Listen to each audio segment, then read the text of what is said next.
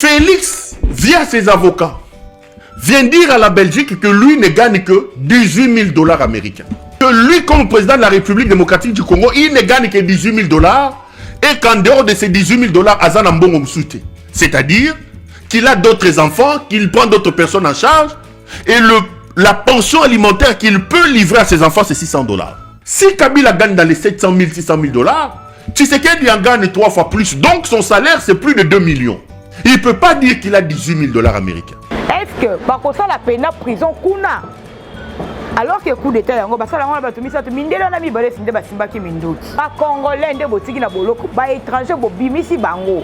Elle procède sans délai à la suspension jusqu'à nouvel ordre de tout contrat, démarche ou proposition de lobbying. Kanoya, lobbying est un canon officiel.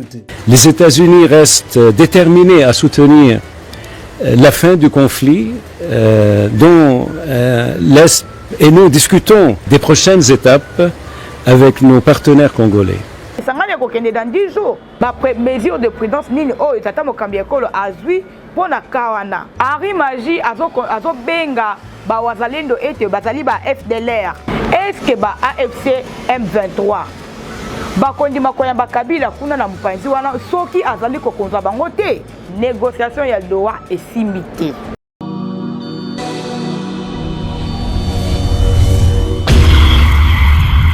C'est une nouvelle chaîne chez vous, Espoir Henri, Kassima TV, abonnez-vous massivement, tous les fans de Maman Tatiana, Bino Bebonyamato, Sombitinia Makani, ma éducation politique ya Kitoko, venez nombreux vous abonner, s'il vous plaît, n'ayez la rapino, pourquoi pas Tolali Tolamuki Bokom Singa Maman 10K 24.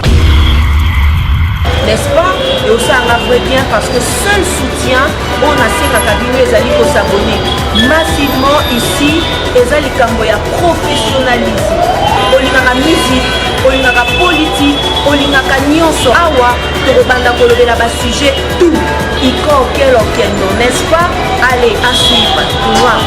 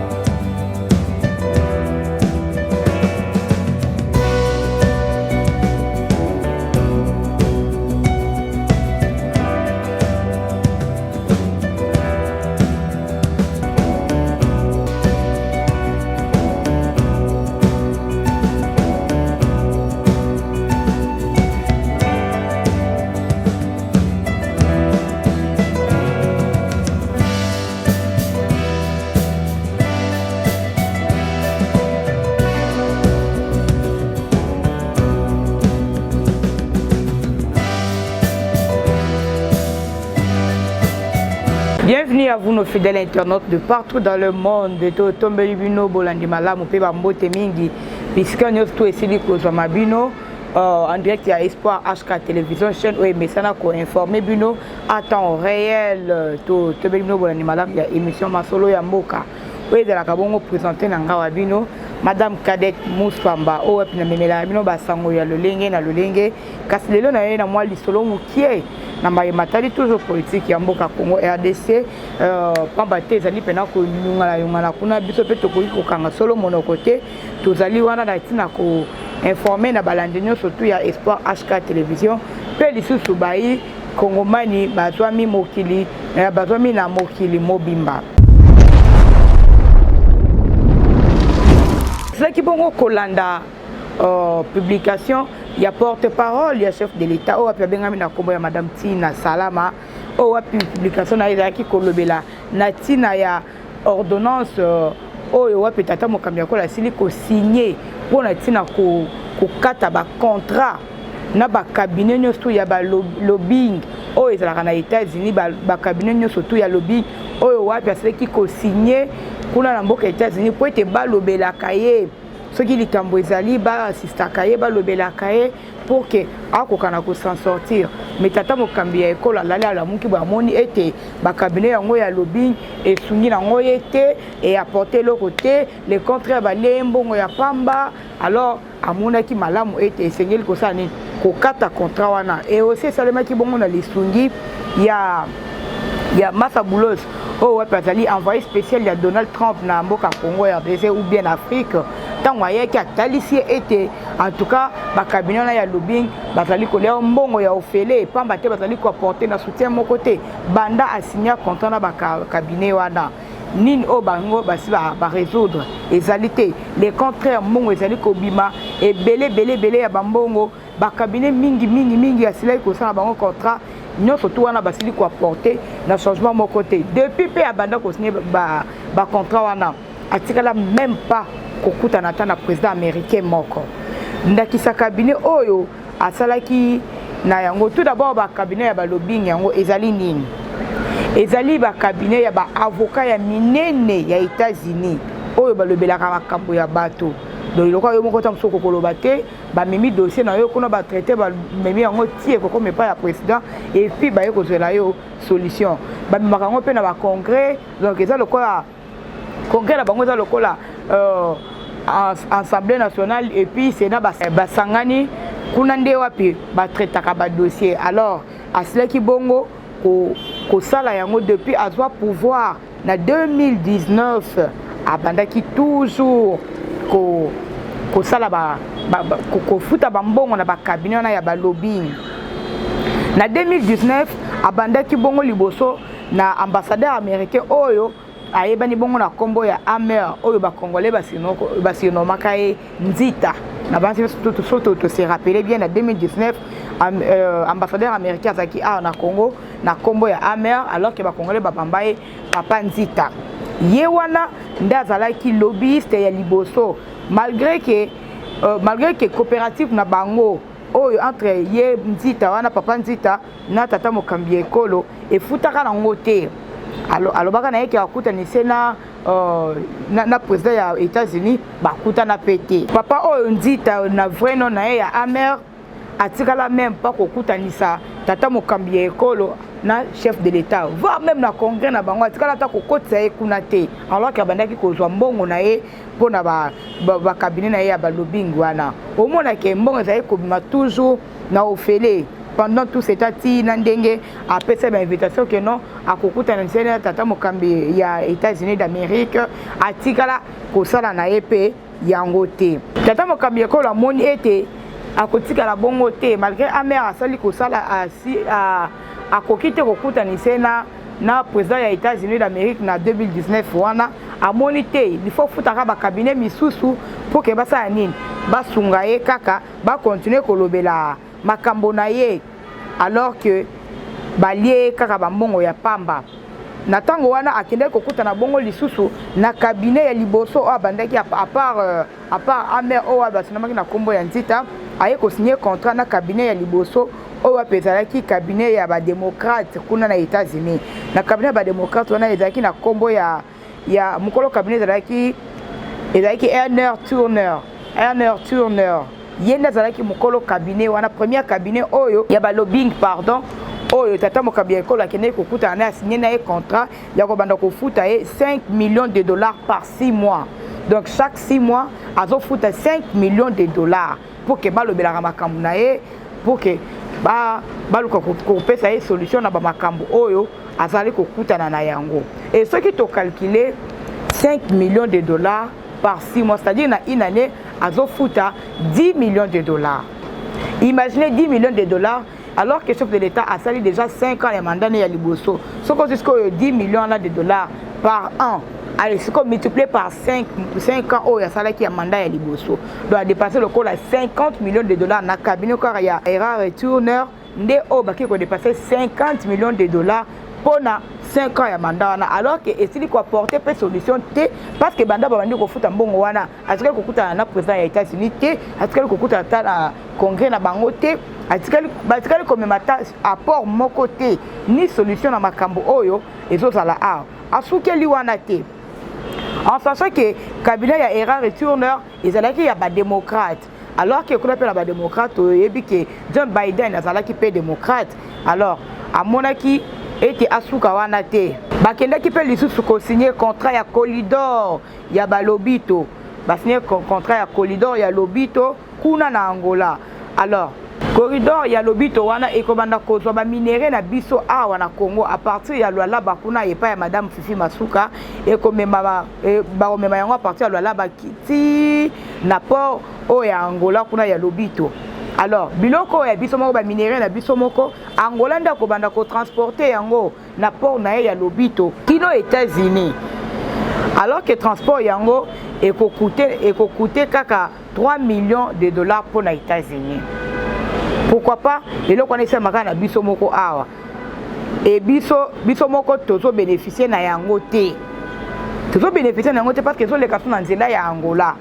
Si e comme akuna ba memango États-Unis, ezo utana ne pas na biso awa. Donc biso moko ba kolo minéraux, moyen to bénéficier na yango ezo zalaki. Vous devez comprendre que 50 millions de bimaka pour le bureau ya ba démocrate ya era retourneur et que n'ont pas offert bon parce que apporté dans le sungi mon côté. Asuki wana te a quel chose ko signer contrat na cabinet mususu ya ba lobbying ya mkolo na ngo azaki na kombo ya Joseph Slavic wana azali proche ya George Bush.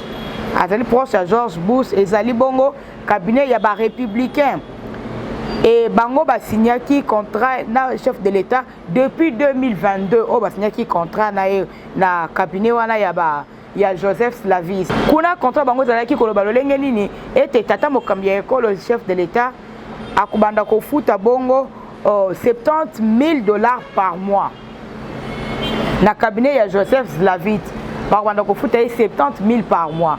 Juste le gars qui peut pas comme kolobela e kuna ezalaki ba démocrate et kotoyo ezali bongo ya ba républicain. Ce qui tobi to calculer depuis 2022 o ba signaki contrat wana mbongo oyo Joseph Slavit na cabinet na ye wana ya ba républicain mbongo oyo asili kozala maboko tata mokambi ekolo ekoki kozala à peu près $2,500,000 de dollars. Je dis bien $2,500,000 oyo azwa kaka ya ofele azolo bela pe ba dossier yango ta toi qui on parle bela ba dossier ya tata mokambi ekolo Félix Lomotisekedi mais atikala pe ko sala yango te mbongo wana ekeyi kaka ofele bongo ekokaki kotonga banzela na Congo ekokaki ko sala ko s'investir na makambo ebele ekokaki ko bongisa ta armée na biso ekokaki ko futa ta ba enseignant donc ingesa na makambo ebele eke kaka ndenge wana asuki wana te abaki sous troisième cabinet ya ba lobbying oyo cabinet oyo baki sezali ya Brian Ballard ye azali pe proche ya Donald Trump et Fati azalaki kofuta bango $100,000 par mois toujours na souci ki akutana na chef de l'état topé président ya États-Unis d'Amérique ndato sa nyoso o mais ezo salema kaka te ezo simba kaka te azalaki kofuta bango $100,000 par mois alors malgré que bazo sala yango te bazo mema ye même pas na ba congrès na bango nde na uti koloba mbongo ezo continuer ko kende toujours au fele ezo aboutir te na ba objectif oyo ezo bimela mbongo ya Congo ezo kende kaka ndenge wana omona ke ba mama bazo teka na ba wenze bazo futa ba impôt alors que mbongo ya ba impôt wana nde ezo kendaka ko futa ba cabinet ba lobbying alors que ba lobbyiste ngo pe bazo sala musala yango te bazo mbongo ya ofele bazo sala makambo na bango etali kutu ata bango te bazo mbongo ya ofele ndenge wana tata mokambi ya ekolo asuki wana kaka te azo continuer ko bimisa mbongo ko futa toujours ba cabinet ya ba lobbying pardon asuki wana te abaki sur 4e cabinet o pezali cabinet ya Aaron C ya azali nani Aaron C azali ancien militaire américain yepe azwaka azozwa yepe na tour na ye $1,400,000 par mois. J'ai dit $1,400,000 par mois. Malgré bambo on est spécifique au bima. Na base de ceux qui vont faire les calculs, il y a un montant là tout ça et qu'on paie sans vertige parce que c'est un bon belé. Et ça fait un bon belé. Et suite na yango ezanini et puis nango résultat favorable te na oyo ya s'attendait ki nango. Le contraire, mboka eza na rébellion, mboka eza na baguerre, mboka nzala, développement ezate, mais mbongo ko kosala bakambo wana ekei ezobimaka ndenge ezobimela wana ekei penza ofele ya ofele. Na sengi na luba balancer biso vidéo wana ya ba contrat et bongo to kutana na bino na sima. Paragraphe oyo est très important.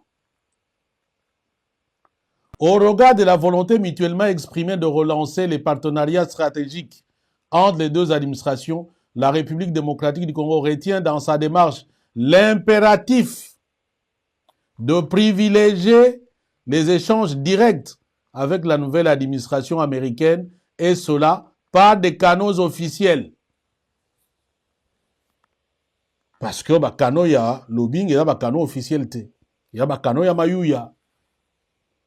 Mais échange direct, ça signifie administration na administration. Gouvernement na gouvernement. Non pas en passant par intermédiaire.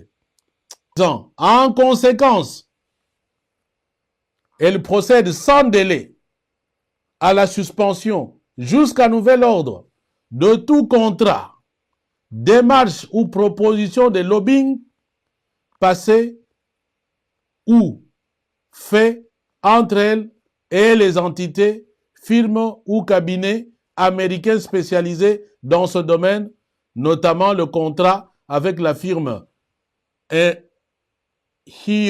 Art Turner LSC, signé Tina Salama.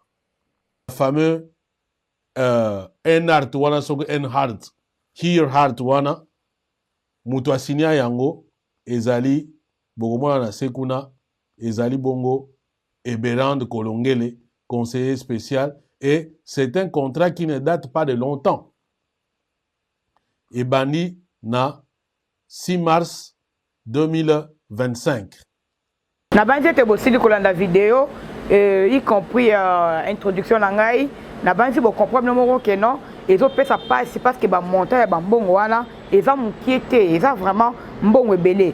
Dernièrement to le belaki sénateur américain oyo ayaki na sol congolais na kombo ya Ronnie Jackson. Boyebi bino moko tango ayaki makambo lobaki tango azongi États-Unis nini oyo akende ko pesa sa lokola information pour na mboka Congo RDC. Alors cette fois-ci tozali susu na envoyé spécial ya Donald Trump yemoko na kombo ya Massa Boulos oyo wapi yepe azali bongo bokilo ya Donald Trump na ndenge nini mwana na ye asili ko bala mwana ya Donald Trump. Alors Massa Boulos azali nani? Azali libanais d'origine de Liban, à Botami na Liban, à Koli, ayaka kosa asalaka ba affaire na ye na mboka ya Nigeria. Comme tous les Libanais, bayaka kosa koteka ba mituka na bango na ba pays africains yepa ke na koteka mituka na ye na Nigeria. Alors, malgré que Massa Boulos a vendu na États-Unis, mais il faut que non azal na 100 arabes na kat na ye. Alors que ba arabe balingaka cop. Les arabes balingaka coopérer. Arabes na ba africains balingaka coopérer. Basanga ba coopération moro et ça les marawana. Alors, koya na ye na Congo alobeli ye vérité ete atika ba cabinet ndenge na lobaki yango de bandeli ete soki ko futa ete ba cabinet wana ya ba lobbying ezali ko futa ete le contraire ba lobbyiste bazali ko le mbongo ya ofele nde tata mokambi ya ekola sili ko zwa mokano ya kokata ba contrat wana à partir ya Massa Boulos aye quand même ko réveiller ye aye ko instruire que no tike loko no zo sala bazo ko consommer mbongo ya ofele et tata mokambi ya ekolo ayoki toli ya envoyé spécial ya Donald Trump asili ko annuler ba contrat wana tango atali ciel lenge nini bazali ko le mbongo ofele et puis aye ko tuna yo za na mbongo te pays na yo ezali pauvre ba mbongo ebele no zo futa yango lo lenge nini no zo zwa yango wapi au moins que tout ça la passe parce que tout ça na mboka o ezali na mbongo te ezali mboka moko très pauvre mais ba mbongo ya montant minene wana ezobima et atiki dernièrement peut aussi ko lobela awa interview au tata mokambi ekola asilaki na asilaki kosala na Fox Info kuna wapi interview asilaki kosala ya 10 minutes afutelaka yango $500,000 ndenge tolutaki koloba nyonso wana nini ba gaspillage ka ya mbongo nyonso wana ezali toujours ba gaspillage ya mbongo oyo ezali koaboutir te oyo ezali te na profit ya peuple congolais. Alors au moins cette fois-ci asili koyoka atiki ba cabinet wana na sengi te ba balancer biso vidéo ya Massa Boulos c'est bon tokutana na bino na sima ya vidéo. Quelques jours seulement après sa nomination par le président Donald Trump comme son conseiller principal pour l'Afrique, M. Massa Boulos a choisi la République démocratique du Congo. J'ai l'opportunité de rencontrer le président Tshisekedi aujourd'hui. Nous avons abordé plusieurs sujets, notamment le développement des relations commerciales entre les États-Unis et la RDC. Vous avez entendu parler d'un accord sur les minéraux. Nous avons pris connaissance de la proposition de la RDC et je suis heureux d'annoncer que le président et moi avons convenu d'une voie à suivre pour son élaboration. Je me réjouis de collaborer avec le président et son équipe pour établir une relation plus profonde qui profite le peuple congolais et le peuple américain. Stimuler les investissements du secteur privé américain en RDC, notamment dans le secteur minier, est un objectif commun qui contribue à la prospérité de nos deux pays. Bien sûr, nous avons besoin d'un environnement plus propice aux affaires pour atteindre cet objectif. Soyez assurés que les entreprises américaines opèrent en toute transparence et stimuleront les économies locales. Il s'agit d'investissements de plusieurs milliards de dollars. Il s'agit d'emplois de dizaines de milliers de personnes. Il s'agit de transfert de connaissances. Il s'agit d'investissements dans l'infrastructure du pays. Mais il ne peut y avoir de prospérité économique sans sécurité. Donc, nous avons également discuté du conflit de l'Est de la RDC. Les États-Unis restent déterminés à soutenir la fin du conflit dont l'Est et nous discutons des prochaines étapes avec nos partenaires congolais. Nous souhaitons une paix durable qui affirme l'intégrité territoriale de la RDC et la souveraineté de la RDC et jette les bases d'une économie régionale florissante. Cette relation présente un grand potentiel et nous apprécions l'occasion de discuter de la voie à suivre avec nos homologues ici à Kinshasa. Massa Boulos tango yaki asuki kaka na Congo te, akendaki na Rwanda, akendaki Uganda, akendaki pe Kenya. Alors na maloba na ye na vidéo na banzi bozolanda bien alobi boye aye kota la proposition oyo tata mokambi ya ekolo Félix Tshisekedi a proposé bango ya affaire kota la lolenge nini population congolaise pe population américaine ba ko profiter na coopération wana asengi ete climat ya affaire il faut ezala ya malamu. Pourquoi ayoki quand même de part et d'autre ndenge nini bazo sango ya Congo ekendeli et surtout ba américain balingaka coopération ya buzo bate parce que bazalaka très strict asengi te climat ya ba faire ezala malamu entre autres justice ezala pena fiable sécurité ezala pe malamu parce que bakoki ko coopérer te soki justice ezali malamu te soki pe sécurité ezali te bakoki ko coopérer te siko tolo bana na ndenga solo na mboka na toza justice ya malamu na mboka o sécurité ezali. Voilà ma condition oyo Massa Boulos asili kopesa na tata mokambi ya ekolo enfin que contrat na bango ou bien proposition na ye ya ko coopérer na États-Unis ezala ya kosimba nde condition wana est-ce que kozala respecter des places oyo tata mokambi ya ekolo azoyeba te ndenge nini ya kosalela yango wana madame Tina Salama asalaki communication to personne communiquer kolobake to kati contrat na ba cabinet ya ba lobby nyonso wana parce que esungi biso te après avoir ko perdre bambongo nyonso wana ekei na ofele oyo kokaki kotonga ba école oyo kokaki kotela biso mai ya malamu eau potable oyo kokaki kotela biso courant na mboka oyo kokaki kosala banzela pour que totambola malamu oyo kokaki pe même ko renforcer ba hôpitaux parce que tozali ko ba soins oyo esengeli te ekei kaka boye ofele na sima na yango nde boye ko réaliser que esengeli tosala nini tokata contrat.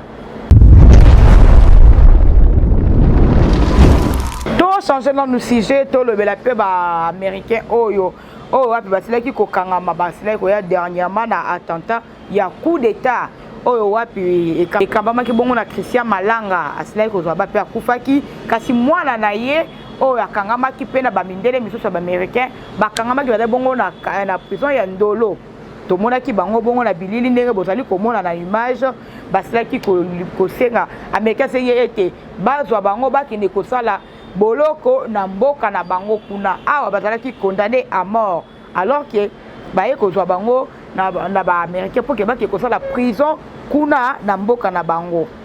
Pourquoi baye kozwa bango bongo tomoni bakangi bango nde bozomona baneti ya mwindu na misu batia bango kraka balati tenu toujours ya ba prisonnier pe bazomasa bango na avion pour que bakende bakei. Est-ce que bakosala pena prison kuna alors que coup d'état yango basala yango na bato misato mindele na mibale sinde basimbaki mindoki mindele balinde basimbaki mindoki soki pe tolobi nze momoko ebetaka botata nani Kofi Olomide yemba bi mwana bokonza kota boloko te bo libérer ba américain baki kosala boloko epa na bango bo utaki pe ko libérer lisusu Jean-Jacques Wondo wana ya azalaki Wondo azalaki na azana nationalité belge azalaki pe akota pe boloko ka boye bola alali ala muki na kata boloko bo pese sac na ye o abima akende azu liberté ka ndenge wana elelo o azonga na ye Belgique azali libre azali na ye libre azonga na ye alors que bana mboka batikali toujours na kati ya boloko banani tozo lebela o batikali na kati ya boloko o bo liberté parce que ba délégation o yaki kosala coup d'état ya Christian Malanda bangala pe bozongisi bango mboka na bango rien ne prouve que ba kesala boloko kuna parce que mundele akotala mwana na ya Christian Malanda simbaki mle mundu kite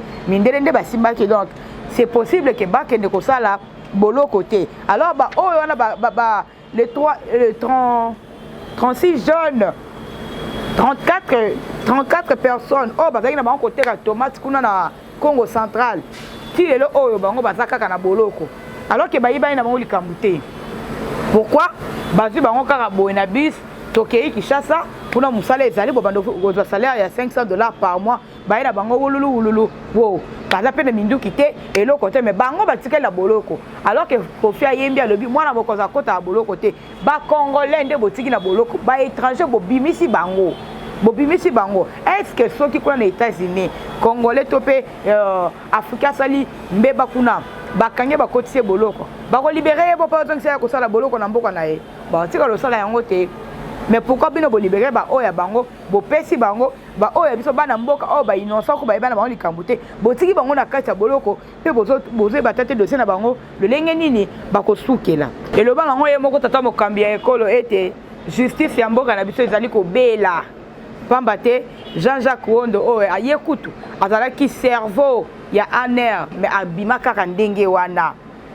Et le col ba mercenaire ba ekokutana na tata mokambi ekolo nde basengi nde bo libérer bongo ba américain wana ba délégation wana ya Christian Malanda nde boke na bango bongo alors que bana mboka batikali na kati ya boloko alors le lenge wana ezali malamu te ya kosalela makambo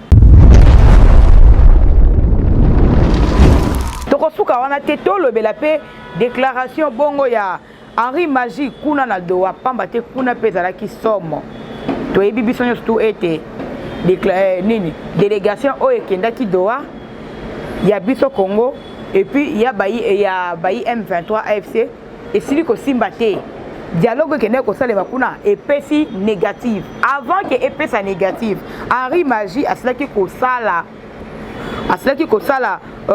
déclaration koloba ete apesi tata mokambi ya ekolo chance yango nini ya ko répondre favorable na cahier de décharge na bango soki a répondre yango malamu te na dialogue wana ya Doha bakokanga kisangani dans 10 jours.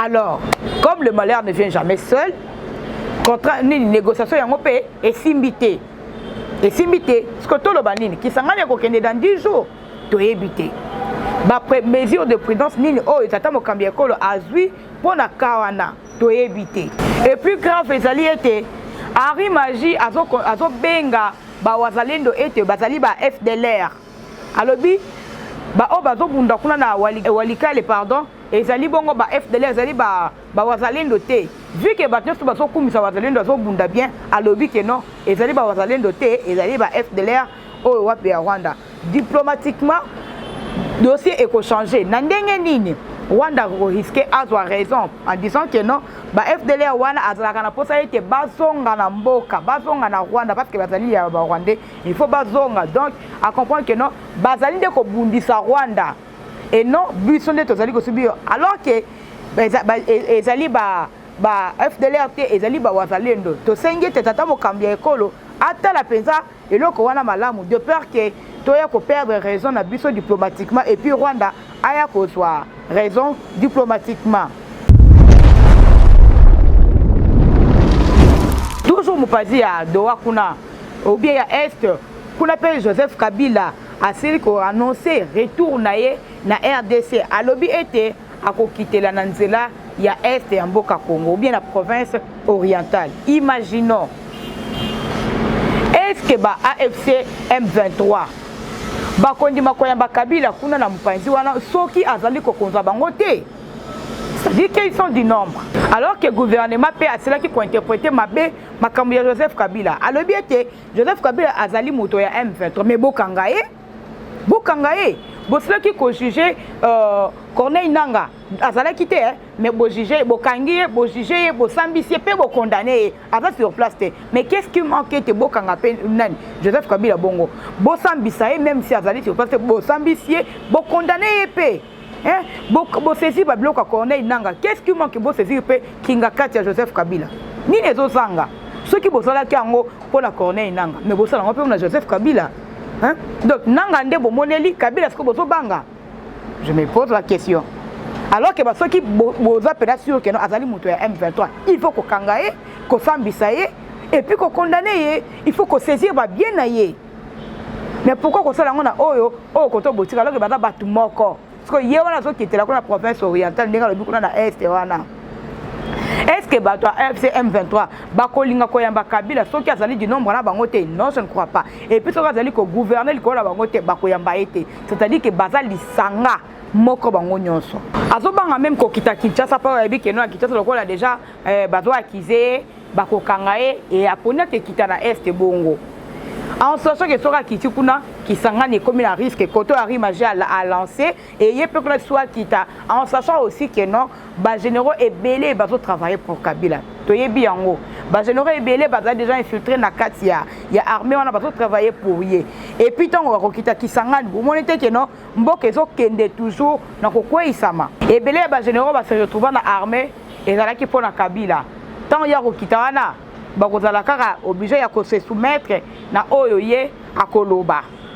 Alors to sengi na conseil de sécurité batala likambo yango penza malamu pour que kimia e ko kozonga na mupanzi wana malgré que na ngonga oyo makabozali pena mbutu et to cela ki bongo pe kolanda correspondant ya RFI na kombo ya Patient Likodi ye kuna alobi nini alobi ete négociation ya Doha et simité ni na uta koloba Patient Likodi correspondant pardon ya RFI yene asili ko confirmer que négociation ya Doha et simité pona ye alobi nini alobi ete délégation oye ya ki ya Kinshasa to pe ya gouvernement ezali délégation ya ba militaire et non ba diplomate alors que tu que na masolonete oyo et sengela ki continue ba diplomate parce que bango nde ba yebi phrase nini faut ko utiliser na place boye nini faut ko loba na esika boye alors que na délégation oyo tata mokambi ko la tindi yi asili continue ba militaire les militaires sont là pour la kobunda bango bazana pour la guerre et non pour la kokende ko sala ba négociation ya bongo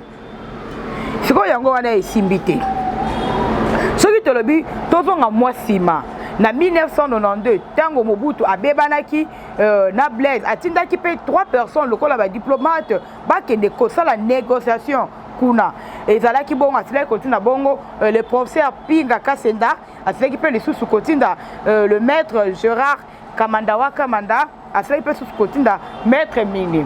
Alors, tout totali batouana misatu, ce n'était pas de n'importe qui. Ils allaient qui batou pena, oh ya boigna, ya maele, oh bah comme ça la négociation wana. Mais les Nathan on l'a vu ça. Et puis c'est contraire. Net maître Gérard Kamanda, azalaki secrétaire général ya Oya Avec secrétaire général, il y a OIA Natawana, et puis Maître Mini Yazalaki, DIRCAP, il y a Mobutu, directeur, il y a cabinet, il y a Mobutu Yemoko. Et puis le professeur Pingaka Sendaye, Azalaki vraiment un politologue. Oh, il y a un politologue. Comment on dit que bateau ya boigna, oh pourquoi que ça la bamakambouana et na tourne biso et ba côté so ba militaire, bateau ya bongonde, c'est là qu'il y a des dialogues, ba ebindenge nini ya ko solo là.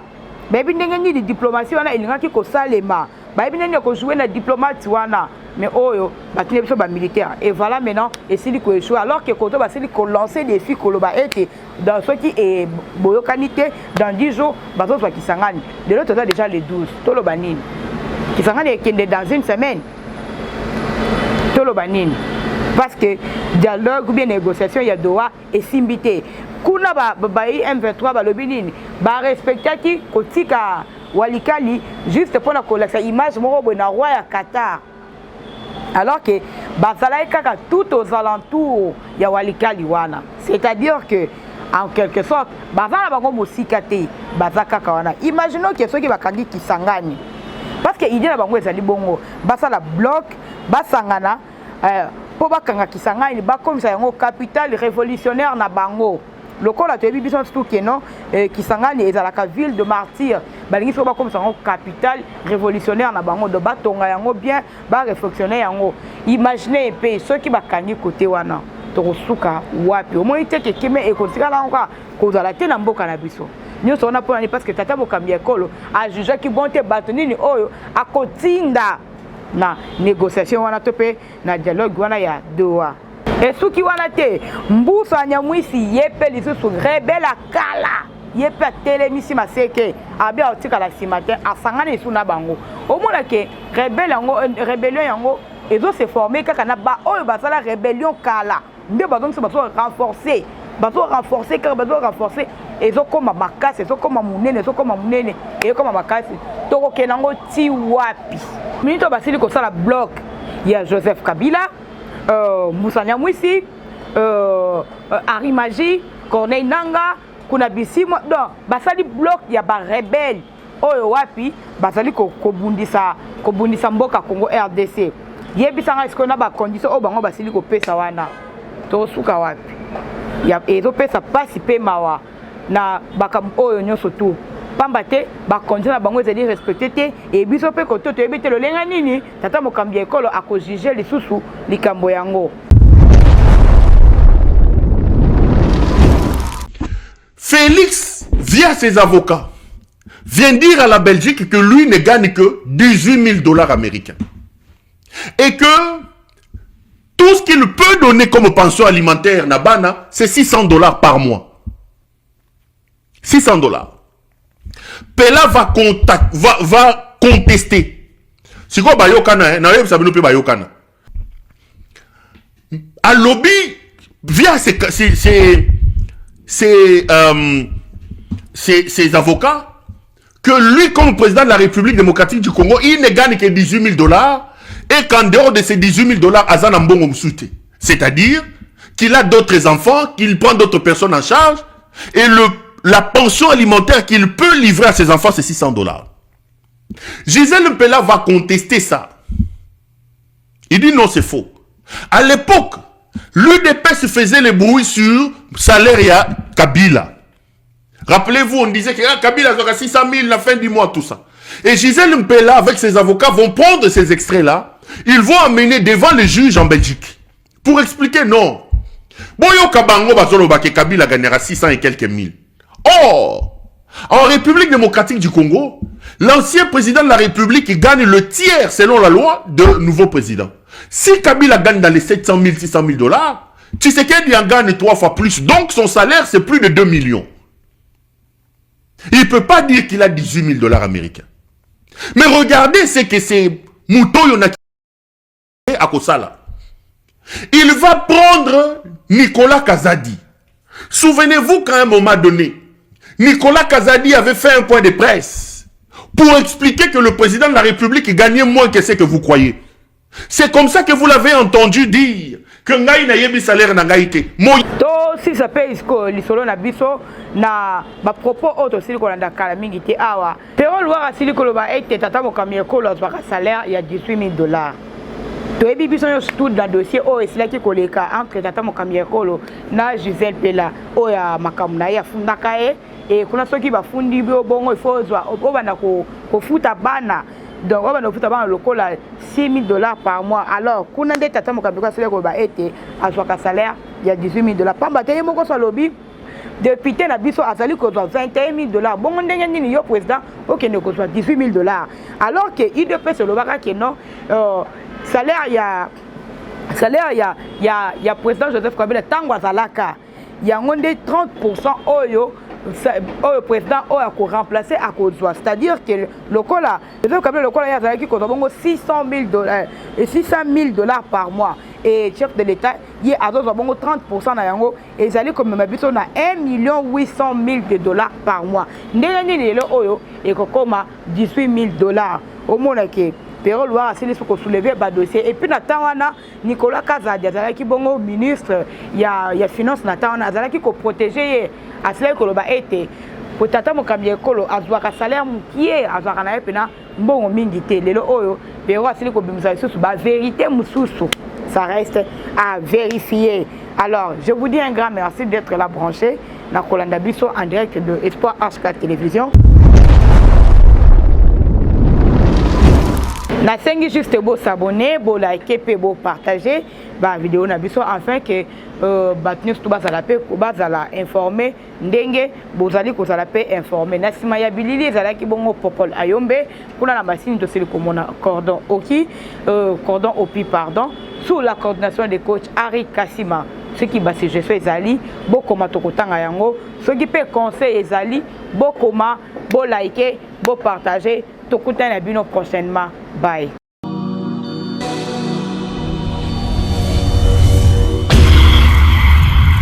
C'est une nouvelle chaîne chez vous, Espoir Henri, Kassima TV. Abonnez-vous massivement. Tous les fans de Maman Tatiana, bino Ebonyamato Sombitinia Makani. Ma éducation politique ya kitoko. Venez nombreux vous abonner. S'il vous plaît, n'ayez la rabino. Pourquoi pas tolali tolamuki bokom sinamba mo 10K 20K. N'est-ce pas? Et aussi un vrai bien parce que seul soutien, on a ces cabinets ezali pour s'abonner massivement ici. Ezali kambo ya professionnalisme. Olingaka musique, olingaka politique, olingaka nyonso. Awa, tokobanda kolobela ba sujet tout. Iko quel non, n'est-ce pas? Allez, à suivre. Au revoir.